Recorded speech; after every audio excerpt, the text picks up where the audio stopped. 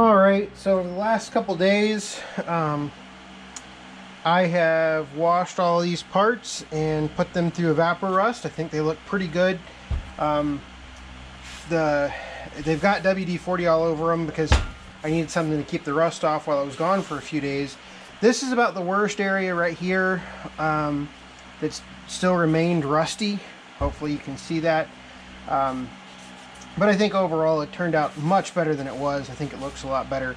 I could not find a maker yet, but it does say made in England right here. So hopefully I can eventually find a maker, figure out who made it. But I think the first thing we want to do is start putting it back together. And I think what I'm going to do is I'm going to try to put it together exactly how I took it apart. I gotta go get some grease here in just a second. I cleaned all of the holes with threads and everything. I think I've cleaned as much as I can. These were pretty hard to clean. The gear here was decently hard to clean. But so I think the first thing we need to do is get this all, get the WD-40 off of it real quick and get some grease on it, because it had grease on it when I took it out. So I think it needs grease when we put it back together, so I'm gonna go get the grease gun.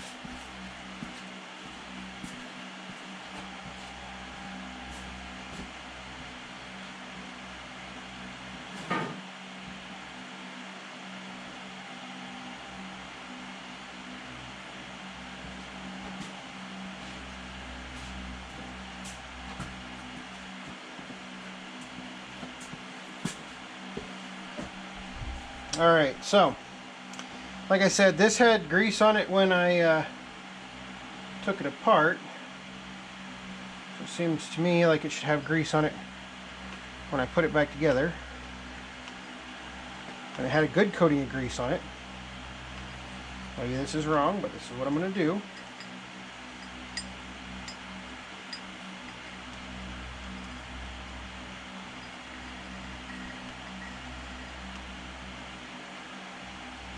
Who knows, maybe whey oil would be better.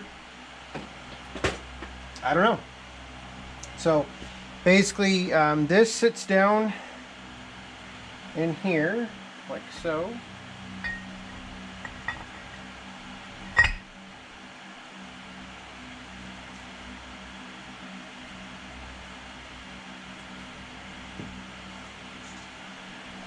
Got off kilter here a little bit.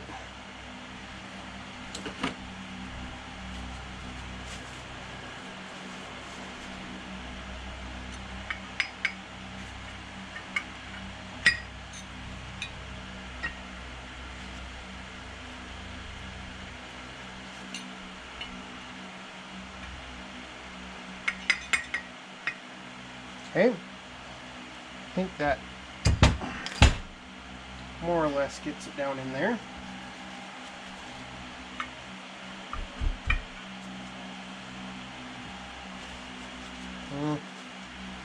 No, it's not sitting down in there level yet.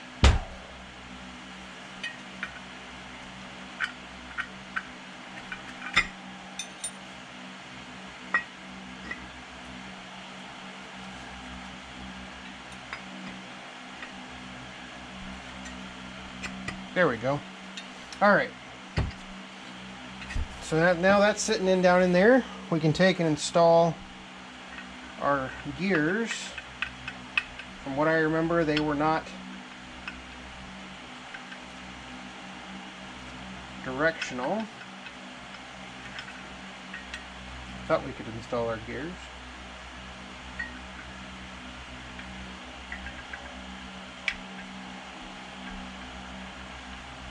I don't think I have this thing in there far enough yet.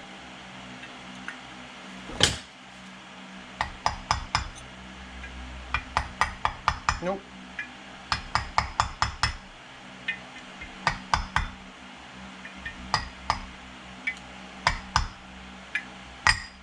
There we go. Okay, now it's in there, so now I can install the gears. Oh, look how much better that is. Just like that. And then each one of these gears has this retaining bolt nut to it. And it's just a matter of getting it in there correct. And then just a screwdriver, just a flathead screwdriver, tightens that down.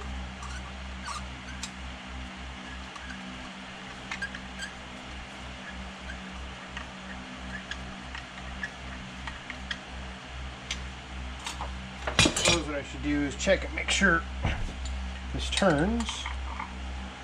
Yep. Okay. And now I can just do the rest like that.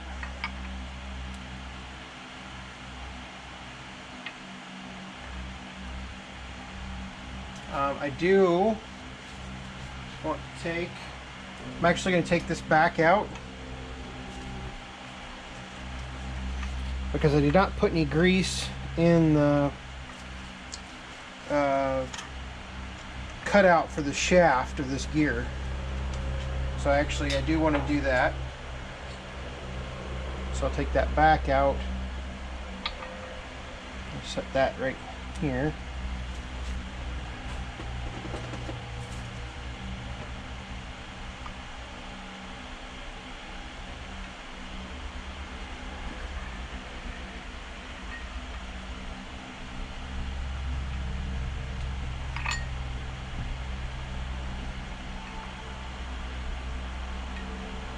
I don't think this is one of those things that you can over grease, but you never know, maybe you can. Figure it's not going to hurt much. Alright, now I'm just going to go ahead and add them all in.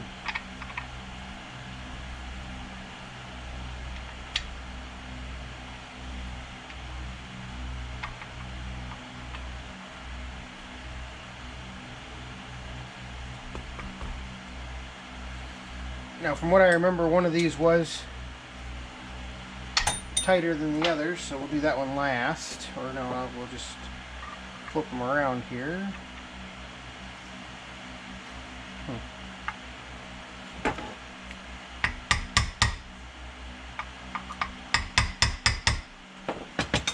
Seems like it turns, or like it wants to.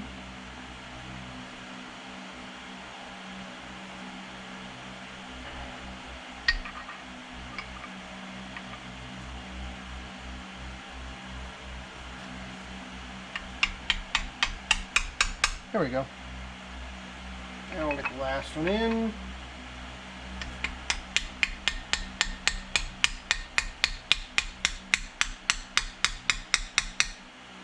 Just have to get a little bit more violent than you think.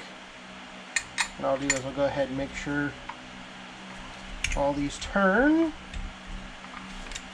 They do. Although I'm not. This one right here is tight. I don't know why it was not tight when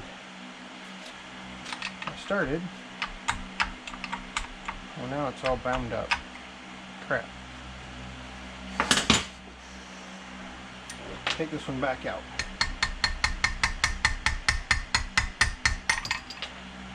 We'll come back to that one last. So I know this one works.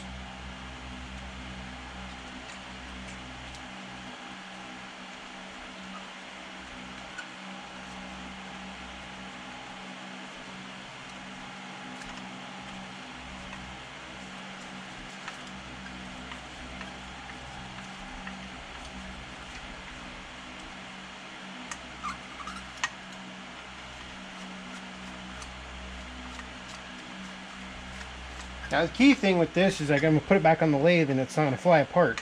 I hope it doesn't. But there's a good chance that it might. Okay, now let's try it out. Make sure with these two it spins. Yeah. So spins nice and free.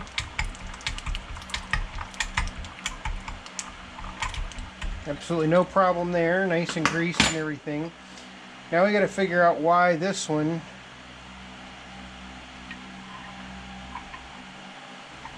doesn't really want to seat itself in there.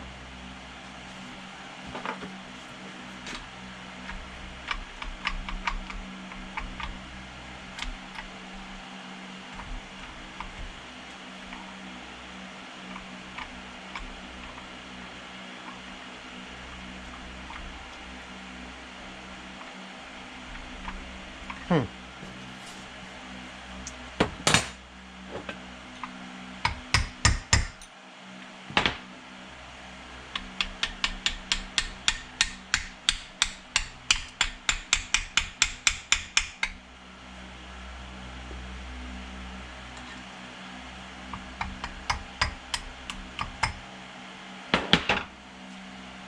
hoping it's just really stiff.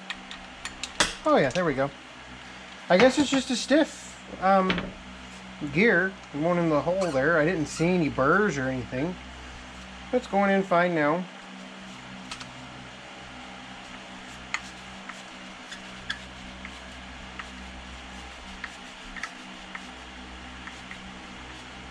Okay. Next would be this cover right here. I'm going to go ahead and wipe off some of the excess WD-40. And basically this cover, it's got a part number C28E32 and then 28's over here. I'm just basically saying that out loud, that way I know if I get in the future and I'm looking for a part or something. Then you close this up like so.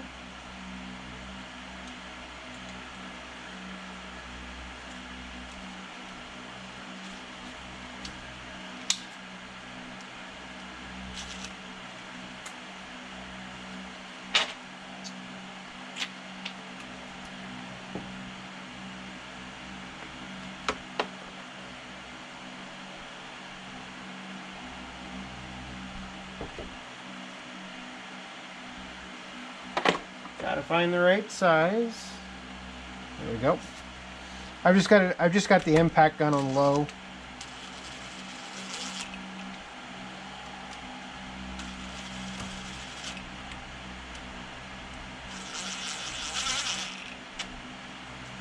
And I'll go to 2.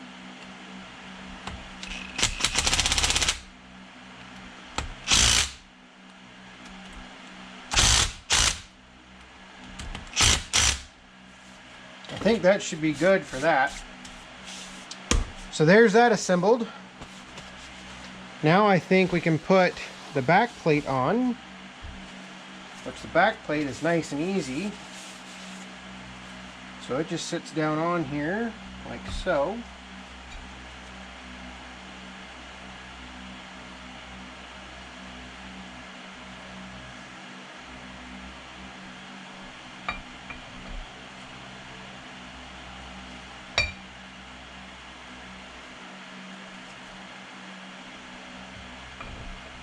Just got to get it lined up because these are our bolts that we're using. Nope. Oh, they come through the back, or they go through the front.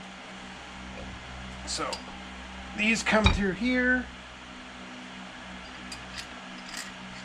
like so.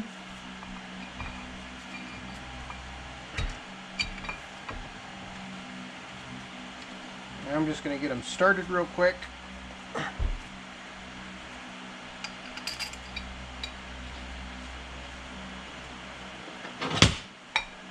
I can finish them up here in just a second.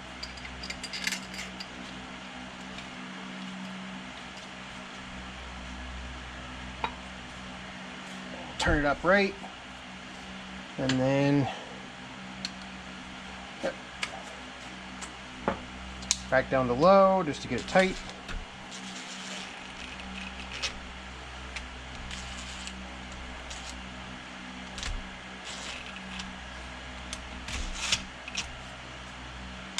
Two.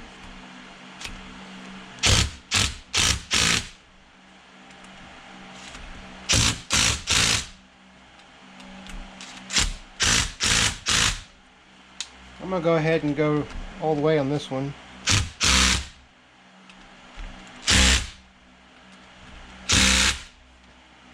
Okay, so that's back together. I think that's looking pretty good.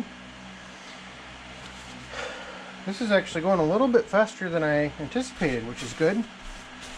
So I think that now we have a solid piece of steel. Want to make sure it rotates still.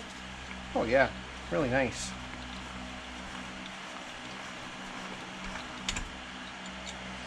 Okay. So now what we need to do is jaw 1, jaw 2, jaw 3. That's jaw 3, this is jaw 2, and this is jaw 1. And so what we have to do is I'm going to go ahead and put them on here like this.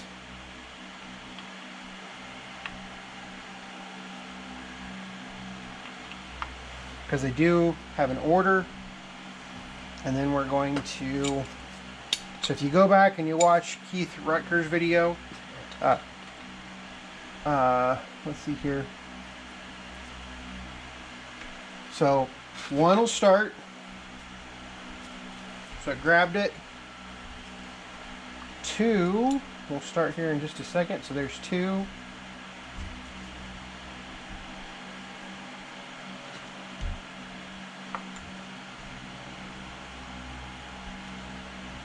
Had it upside down. That's bad. Okay. And there's 3. So now they should all, I missed 2.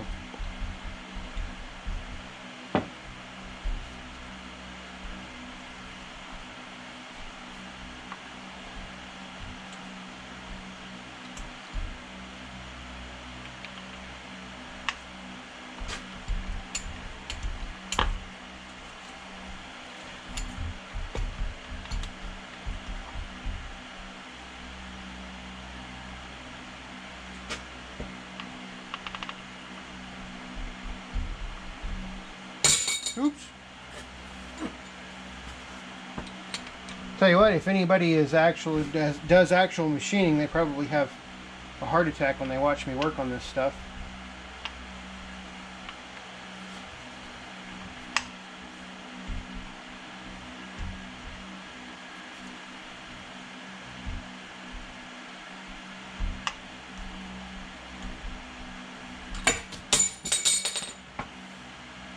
I'll get the hang of it one day.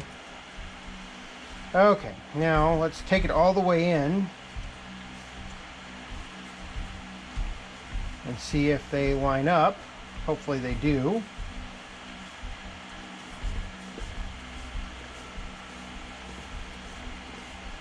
They got to the center about the same time.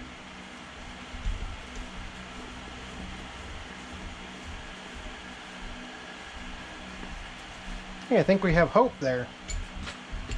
So I'll back them off a little bit and then we'll install the jaws.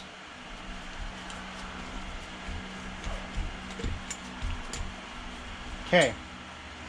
So now the jaws, so this is jaw 2. So it goes in there like that. This is jaw 1. And hopefully this is jaw 3. It goes in there like that. Now, oddly enough, I only have one long screw or long bolt. I'm not really sure why. We're just going to get them started down in here.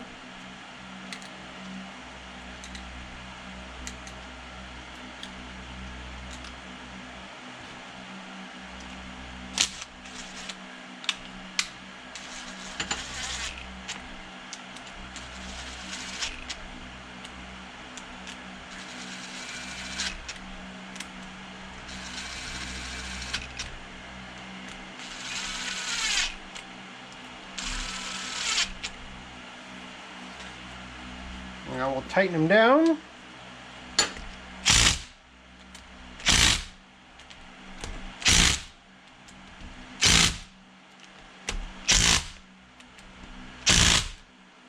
Okay. We have a reassembled chuck. Now, obviously I need to take it over there and actually see if it is even remotely centered. And I guess the only way to adjust that, if it is not, is I suppose, can I loosen these up?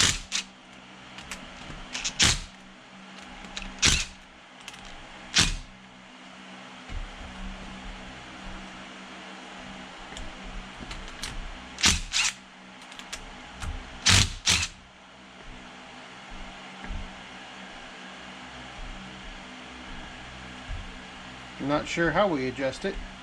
I'm just going to go ahead and tighten these down, and we'll work it. We'll worry about that another day.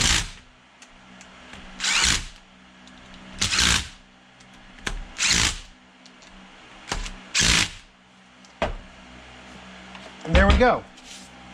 We have a clean 3-jaw chuck for our clawsing lathe. I think that was pretty easy. I probably made some missteps in there. I did something wrong. But you know what? It looks a whole lot better than it did when I started. And I learned something new. So, I think the next step is we'll go ahead and in another video, I don't know when, we'll go ahead and get it installed on the lathe and see if it's still at 0. I'm not quite sure how to adjust it, but we will see. Just for posterity, so I know, it has the number 28 right here. There's a number right here. It says 7165, made in England. There is a B above the made in England, and then there's some numbers right underneath this area right here that says PP73 dash, or no, sorry, PP73/3850. So I'll have to do some investigation on that and see exactly what all that means and see where it's from, etc. So here, this is a better side to look at. That's a little bit cleaner. So hopefully you found this interesting. I'm sorry if you didn't, but might be 20, almost 23 minutes of your life that's wasted watching this, but I found this incredibly educational. So thanks for watching.